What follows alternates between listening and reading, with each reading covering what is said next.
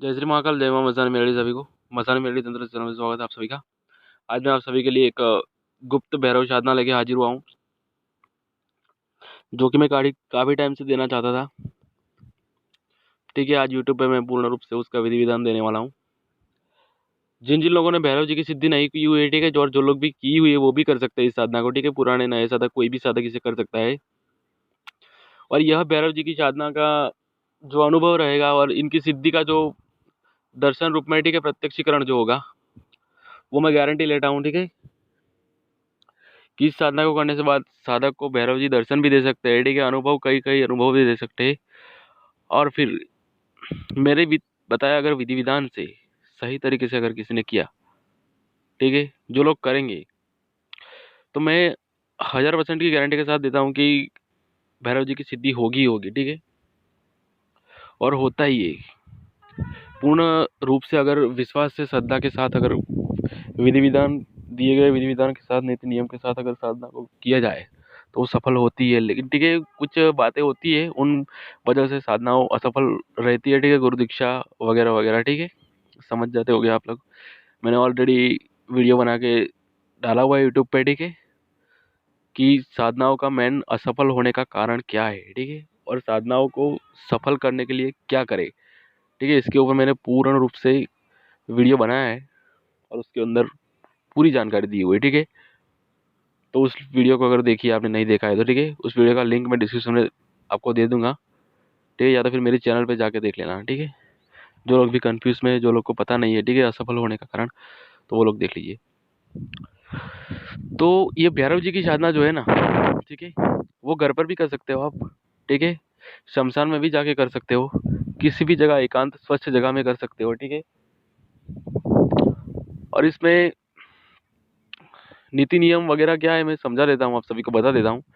ठीक है, पहले ये भैरव जी की सिद्धि जो होती है, ठीक है, इनके कार्य जो होते हैं वो तो आप सभी को पता ही है। ठीक है, क्योंकि भैरव जी के कार्य बताने होते ही नहीं है। ठीक है, क्योंकि जो भैरव जी एक शक्ति है, ऐसी है, ठीक है, शमशान की बड़ी शक्ति है। और बाबा काल भैरव जी है, ठीक है, तंत्र के अंदर उनका बहुत ही महत्वपूर्ण रखा गया है। उनके बिना कोई भी साधक तंत्र लाइन में है तो अधूरा है। ठीक है, अगर उन्होंने उनकी सिद्धि नहीं की हुई है, ठीक है, उनको भैरव जी को अगर नहीं पूज रहे हैं, ठीक है, उनके विधि विधान साधना उनके नहीं किया हुआ है, तो वो साधक हमेशा के लिए वो अधूरा है। ठीक है, जैसे मसानी मेलडी के बिना अधूरा है, वैसे ही ठीक है, भैरव जी के बिना भी साधक अधूरा है।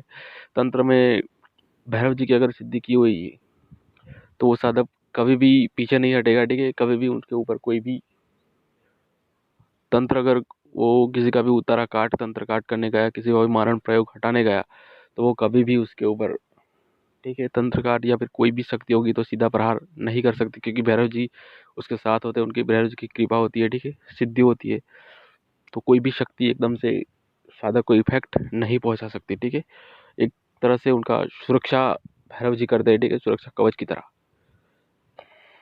और भैरव जी तंत्र काट भी करते हैं। ठीक है, ये साधना करने के बाद। और किसी के ऊपर अगर तंत्र करना है तो एक ध्यान में रखो कि कोई भी शक्ति अच्छा करती है तो बुरा भी करती है। ठीक है, और बुरा करती है तो अच्छा भी करती है, ध्यान में रखना। ठीक है, बस उसको चलाना आना चाहिए। ठीक है, जिस तरीके से कोई भी साधक चलाता है उस तरीके से शक्ति चलती है। ठीक है, कार को चलाना ड्राइवर के हाथ में होता है। ठीक है, फिर वो एक्सीडेंट भी कर सकता है। ठीक है, और सही भी स्पीड से भी भाग सकता है। ठीक है, तो वो ड्राइवर पर डिपेंड होता है। वैसे ही ठीक है, तंत्र लाइन में शक्तियों को सिद्ध करने के बाद उसे किस तरीके से चलाना है, ठीक है, अच्छे के लिए चलाना है, बुरे के लिए चलाना है, वो साधक के ऊपर डिपेंड करता है। ठीक है, शक्ति कार्य तो करती ही करती है। ठीक है, तो मेरा कहने का मतलब यह है कि Bhairav ji A to Z कार्य करते हैं। ठीक है, कोई भी ऐसा कार्य जो ना हो जो भैरव जी ना करे। ठीक है ना, तो कार्य आपको बताने की कोई ज़रूरत नहीं है। ठीक है, क्योंकि A to Z कार्य करते हैं भैरव जी। अब इसमें नियम क्या है और इस साधना को करने के लिए सामग्री वगैरह विधि विधान, ठीक है, क्या है और कितने दिन की अनुष्ठान है साधना का, वो मैं बता देता हूँ आपको। ठीक है, तो यह साधना 11 दिन का अनुष्ठान है। ठीक है, इसका किसी भी सोमवार से इसे स्टार्ट कर सकते हो आप। ठीक है, 11 दिन का अनुष्ठान है, किसी भी सोमवार से इसे स्टार्ट कर सकते हो। सामग्री क्या लगेगी? शुद्ध देसी शराब, ठीक है, या तो फिर कोई भी होगा तो चलेगा, लेकिन शुद्ध होना चाहिए, ठीक है। शराब, नमकीन, सिगरेट, नींबू, ठीक है, कलेजी, उबले हुए गेहूं, ठीक है, दही और तीखे टेबरे, ठीक है। इतनी सामग्री लगेगी। काला कपड़ा, ठीक है, सुगंधित इत्र, अगरबत्ती, धूप, लोगान, ठीक है, दीपक मिट्टी का। और भैरव जी की साधना में साधक के जो वस्त्र रहेंगे वो एकदम से ब्लैक रहेंगे, ठीक है। और निवस्त्र भी कर सकते हो आप, ठीक है, नग्न अवस्था में भी कर सकते हो इसे, लेकिन काला कपड़ा आपके शरीर के ऊपर ढका होना जरूरी है, ठीक है। रुद्राक्ष की माला या तो फिर मुंड माला, ठीक है, चलेगी। अब विधान नोट करें। सोमवार से शुरू करना है आपको, ठीक है। 11 दिन तक अनुष्ठान लेना है। भैरव जी का फोटो आपके पास होगा तो फोटो ले लेना, नहीं है तो फिर आपको इंटरनेट पे मिल जाएगा, या तो फिर भैरव जी का फोटो कहीं भी आपको मिल जाएगा, ठीक है। फोटो होना बहुत ही जरूरी है, ठीक है। तो सोमवार की रात को 9 बजे के बाद चौकी के ऊपर भैरव जी का मुख उत्तर दिशा की तरफ रहे वैसे स्थापना करनी है, ठीक है। और आपका मुख उनके फोटो के सामने रहे वैसे आपको बैठना है साधना में, ठीक है। तो चौकी बिछा देनी है सर्वप्रथम, उसके ऊपर काला कपड़ा बिछा देना है, उसके ऊपर भैरव जी की प्रतिमा स्थापित करनी है, ठीक है। कुमकुम, फूल वगैरह आदि से नॉर्मल पूजा जैसे करते हो वैसे कर लेना है। दीपक अगरबत्ती जला लेनी, धूप दे देना है बाबा को।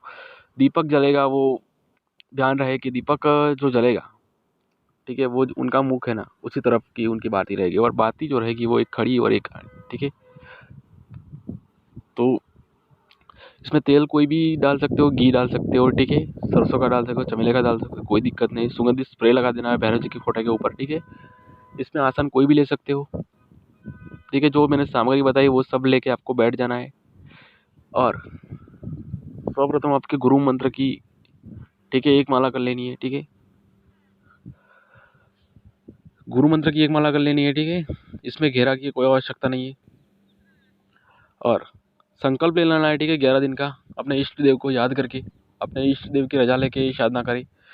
11 दिन का अनुष्ठान लेकर लेना, ठीक है। आपको संकल्प ले लेना है। और फिर साधना शुरू करने से पहले एक बात जरूर ध्यान में रखें कि जिस कमरे में आप साधना कर सकते हो, कर रहे हो, ठीक है ना, तो उस कमरे में स्त्री का पैर भी नहीं पड़ना चाहिए, ठीक है।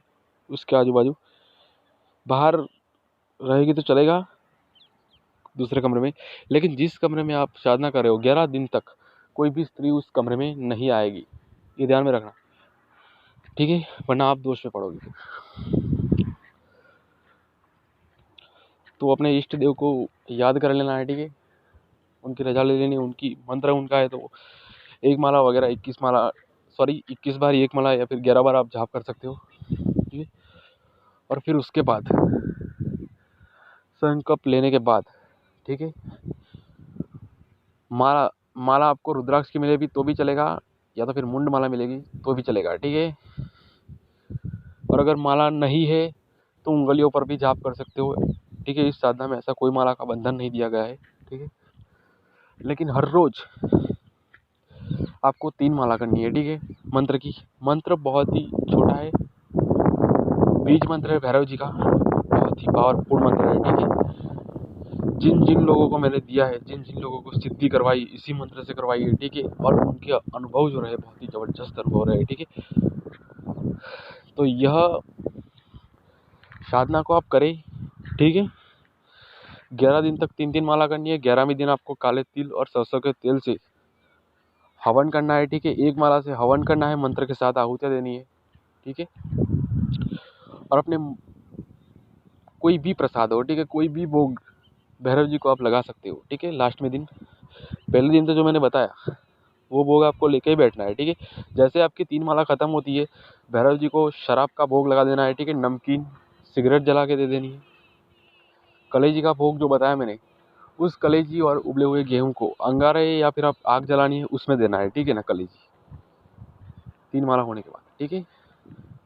प्रत्येक नित्य दिन आपको सुबह और शाम दोनों टाइम पूजा करनी है, ठीक है ना। आप भैरव जी की जहाँ स्थापना की वहाँ पे, और हर रोज रात को माला जाप करनी है आपको 3 दिन, ठीक है। 11 दिन, 11 दिन के अंदर आप देखोगे कि भैरव जी की किस तरीके से आपके ऊपर कृपा होती है और आपके अंदर कितनी एनर्जी आती है। और अगर भैरव जी की कृपा रही, आपकी श्रद्धा रही, तो उनकी सवारी भी आपके शरीर में आ सकती है, ठीक है।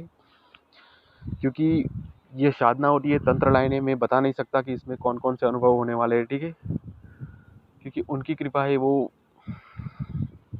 भगवान है, ठीक है। तो वो कुछ भी कर सकते हैं, प्रत्यक्ष भी आपके सामने दर्शन दे सकते हैं, ठीक है। सवारी भी आ सकती है आपके ऊपर, स्वप्न भी आ सकते हैं, ठीक है।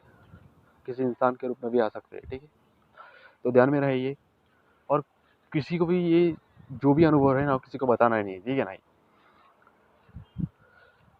तो मंत्र में बता देता हूँ आपको। मंत्र बीज मंत्र है, एकदम सा बीज मंत्र है, ठीक है।